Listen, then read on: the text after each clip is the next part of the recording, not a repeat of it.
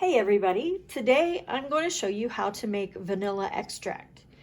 It's such a rewarding thing to do because it is easy, it is fast, at least as far as what you have to do to get it together, and it's affordable compared to the vanilla that you buy at the store, the vanilla extract, like the real stuff. It's also much better quality if you age it longer than the stuff at the store is aged. So the first thing I want to do real quick, because I know this is like a lot of stuff going on here and I want to get a little bit out of the way. So before I start talking about what you actually need to do, how to make it, I'd like to show you these two bottles. So these I started 4 months ago. Today is August 1st. And this one I made with bourbon. This one I made with vodka. They're pretty dark. They're actually a little bit, I think, darker than they're showing up on camera. You can see I put the date on the label. Highly recommend that so you'll remember how old they are. And they're very similar in color now, which is, you know, I didn't know how quickly that would happen, but I expect that by the end of the year, which is how long I'm gonna age them, that they'll probably be pretty identical, so I'm glad I labeled them. They also smell fantastic. I wish smell-o-vision was a thing, but I cannot. You're just gonna have to take my word for it. They smell awesome. Okay, so what you need to make vanilla extract is really simple. You need the booze, bottles, and beans. And what I mean by that is, of course, you need something to extract the oils and flavors from the vanilla beans. And that's going to be your alcohol, typically vodka. So we're going to do today 1 vodka and then 1 bourbon. And I chose that bourbon because that was actually one that we got for sipping, but it turned out to not be to our taste, so I'm just using that. Even though you don't have to, if you want to use bourbon, you do not have to use a $40 bottle of bourbon. This, by the way, is Kirkland vodka. Super recommend it. It's really good. Costco's alcohol is pretty great. And next you will need bottles. So I have here some bottles I bought for the purpose. They're pre-labeled. The B stands for bourbon. The V stands for vodka. Again, definitely recommend doing that. But you don't actually have to buy special bottles. You know, you can use mason jars or what have you. I just like the way those looked. I didn't have any 8 ounce, because that's what we're going to do. We're going to do them in 8 ounces, 8 ounce batches.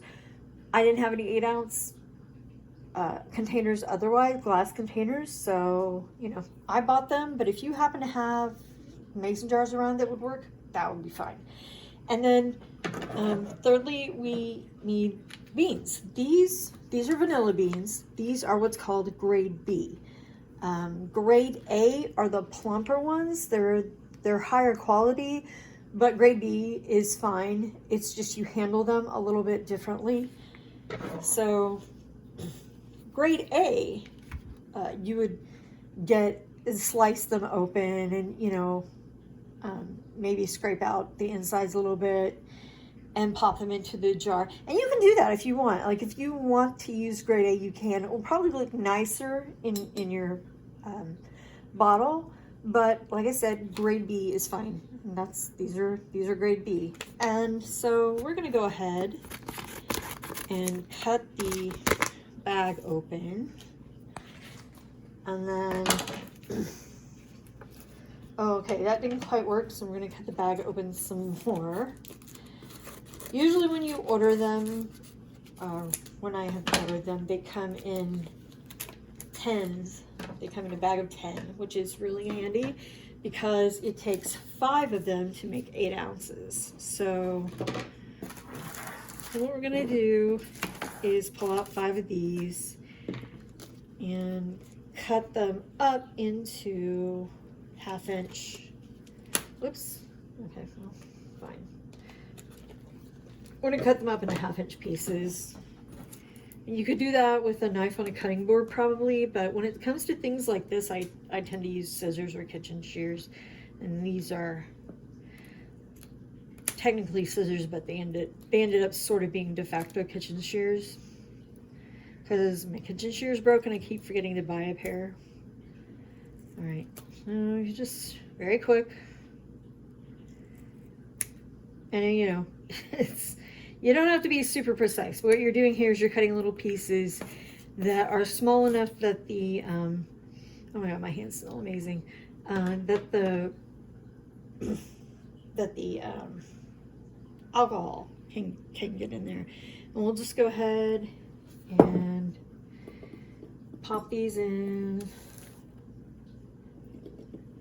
By the way, wax paper makes a great disposable funnel for anything dry. Just the beans are a little chunky, so that's why I picked them up with my hands.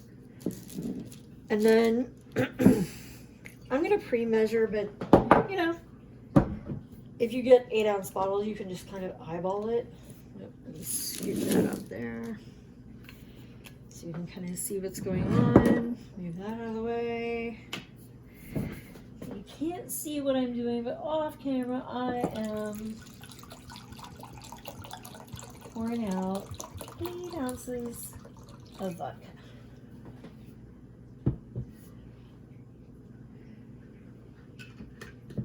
All right.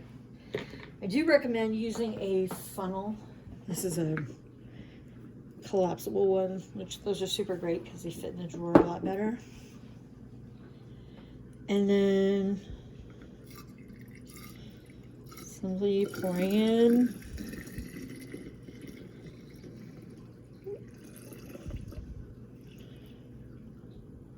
Pouring in your liquor. Take that out. And you can put on the lid. This lid, these bottles actually came with lids that you can use a hair dryer on to make a seal. Again, not necessary.